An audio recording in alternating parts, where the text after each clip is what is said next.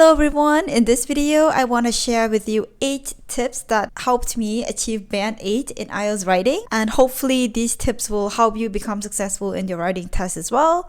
So let's get to it. I'm very excited to share this. The first tip is to learn how to generate ideas quick.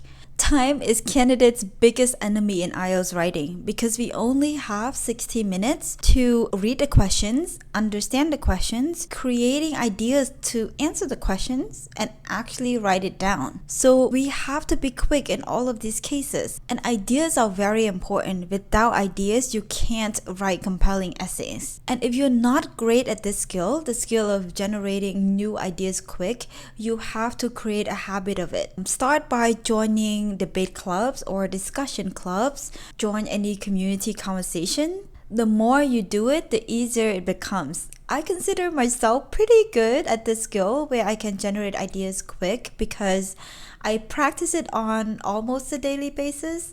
I create YouTube videos, so I brainstorm and I think a lot about what I want to make in my videos. And I am also a part of my company's employee resource group where I volunteer as a communication leader.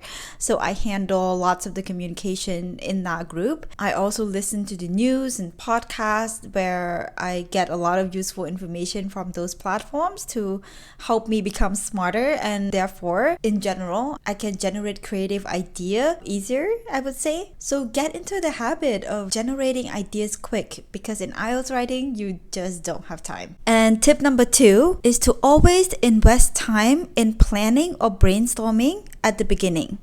I think the biggest mistake you can make during the IELTS writing section is to not dedicate time for planning. For this point, I'm not going to tell you why I vouch for investing time to plan, but instead I'm going to tell you why not investing the time would lead to a complete disaster. How much time to invest really depends on you. For me, I use the general rule. I spend about 3 minutes planning task 1 and 5 minutes planning task 2, and it seemed to work for me during my practice, so I stick with it. If you just go ahead and write your essays right away without planning the structure of your essay, your ideas could be easily scattered, your paragraphs might not even sound coherent, and you might not have an intro or conclusion.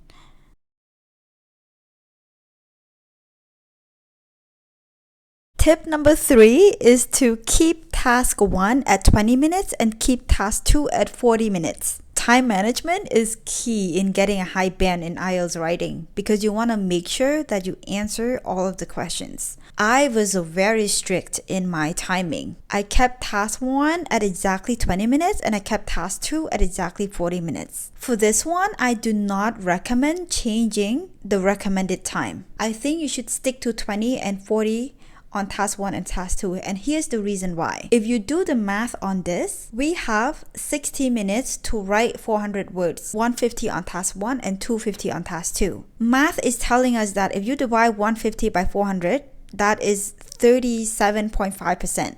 So you should spend 37.5% of your time on task 1 and the rest on task 2. But 37.5% of 60 minutes is equivalent to 22.5 minutes on task 1.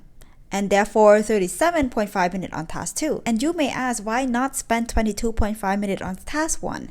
And the reason being, although the math is saying that you should be spending 2.5 extra minutes on task 1, I do not recommend doing this. Stick with the 20 minutes task 1 and 40 minutes task 2.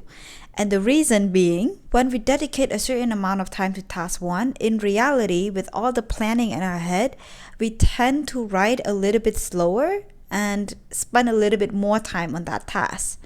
So if we actually dedicate 22.5 minutes on task 1, we actually might come off short of time on task 2. And therefore, it's good to give buffer room on task 2. And in task 2, buffer room is very important for 2 reasons. 1, we already have tendency to go over time, so extra time is good. 2, the 2.5 extra minute that we give to task 2 is to make sure that we finish everything on time. If we don't, we risk losing a lot of points for incomplete essays. And more importantly, if candidates don't put their pencils down when the invigilator asks them to do, they could be taken out of the exam room and the whole day of the exam could be disqualified from being graded. So the risk is so high that it's important to give those 2.5 additional minutes on task 2, making it a task that is worth spending 40 minutes on. So yes, stick to this recommended time. I do not recommend you to change this at all. Tip number 4 is to answer the questions. It's extremely important to read the questions carefully and focus your answers on what the questions are. Here are some task 2 examples that I found on the British Council IELTS website. If you look at the first prompt, it reads, government investment in the arts such as music and theater is the waste of money. Governments must invest this money in public services instead. And the question asks, to what extent do you agree with this statement? So to respond to this topic, your answer should be focused around whether or not you agree with the statement and to what extent do you agree with the statement. So you can say something about agreeing or disagreeing, but your answer should not be anything else other than that. You can provide reasons to support your argument of why you agree or disagree with the statement, but you have to be careful to not provide irrelevant information to the question. An example of this could be if your answer to this question revolves around what the government should spend money on or what the government should invest in. For example, education, national defense, public health, so on and so on. You could write the best essay in the world, but that essay would not answer the question here, because listing what the government should spend money on would not answer the question that's being asked. So your answer, your task 2 writing to this prompt should revolve around the extent that you agree with the statement, the extent that you probably disagree with the statement, and why that is. So make sure you read the question carefully and plan your answer around actually answering the question. I know it sounds pretty obvious, but in IELTS writing, when you are pressured to write a certain amount of words in very limited time, you might go off track. So that's why it's very important that you know what you're responding to and basically plan your answer carefully.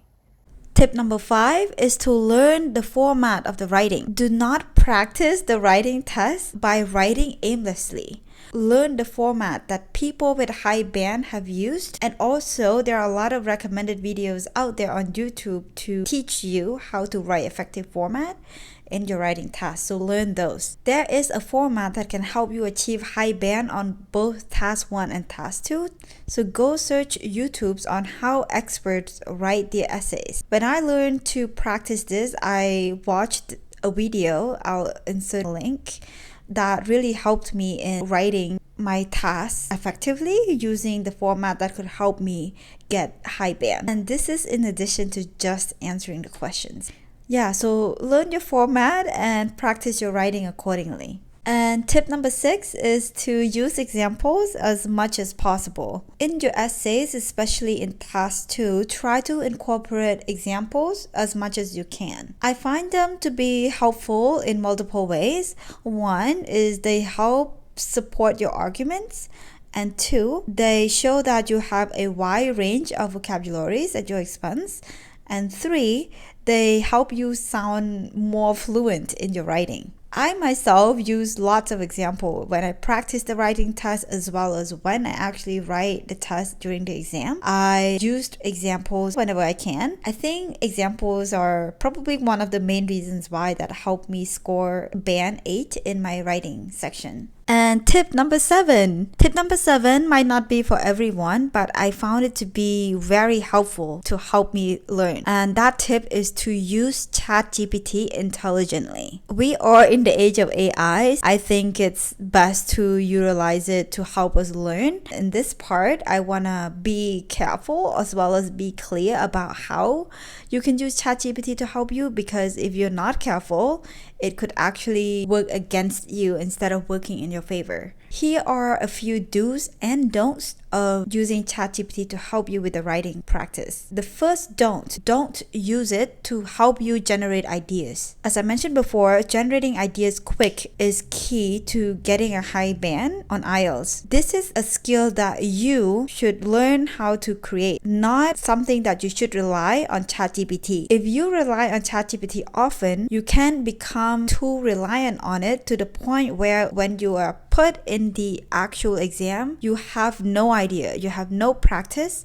of generating those ideas yourself because you rely on ChatGPT to do so.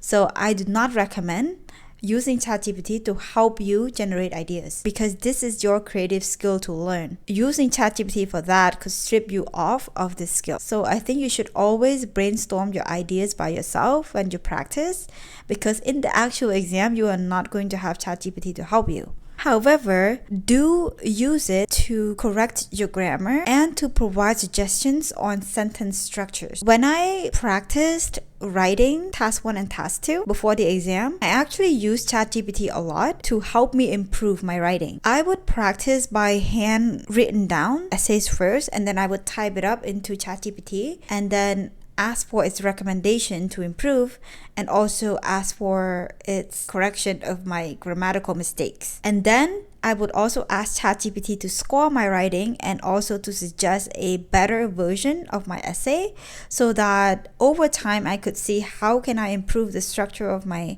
paragraph to be more coherent, so that I can learn relevant vocabularies that might be more direct and straightforward than what I had been using.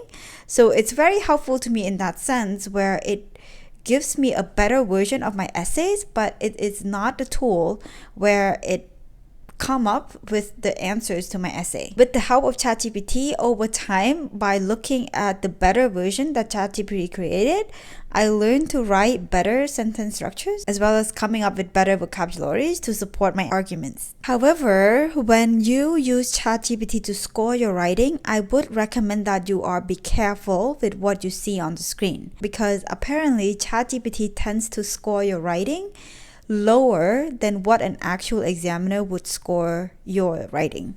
So it's important to not be discouraged by the score provided by ChatGPT, and use it as a datum for you to learn how to improve your score better. For example, after I finished writing my essays in the actual exam itself, I came home and actually typed up my answers that I remember to ChatGPT, and gave me a score of 7 and 7.5. But my actual score in the writing test was 8. So my actual score is higher than what ChatGPT was scoring.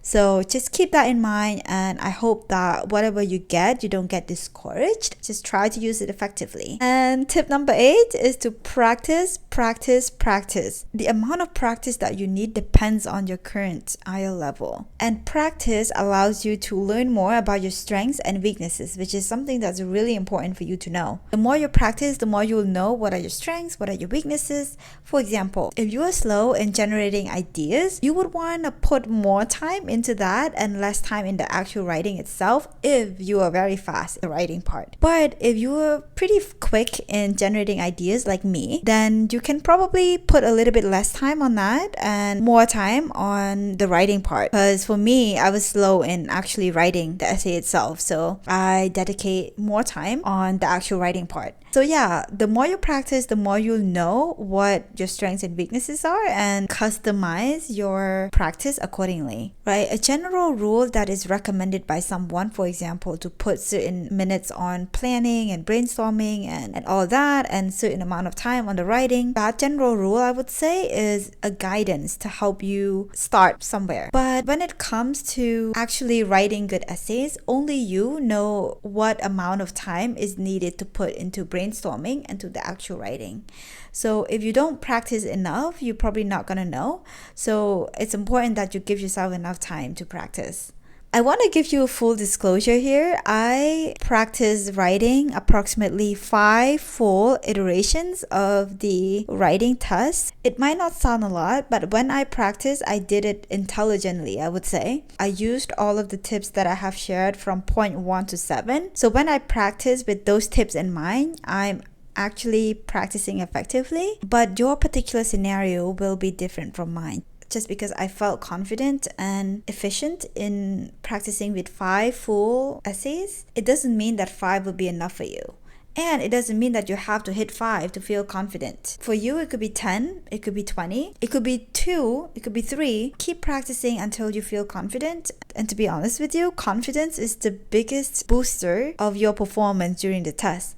Because if you go into the writing test with confidence, you are probably gonna believe in yourself and write a great essay during the test. But if you go into the writing test not feeling confident, that is going to be reflected on your essays. So practice until you feel confident. That's all I have for today's video. And if you have any questions, feel free to leave it in the comment and I will do my best to answer them. I hope you find this video helpful. And if you like it, don't forget to like and subscribe, and I'll see you in the next video. Bye!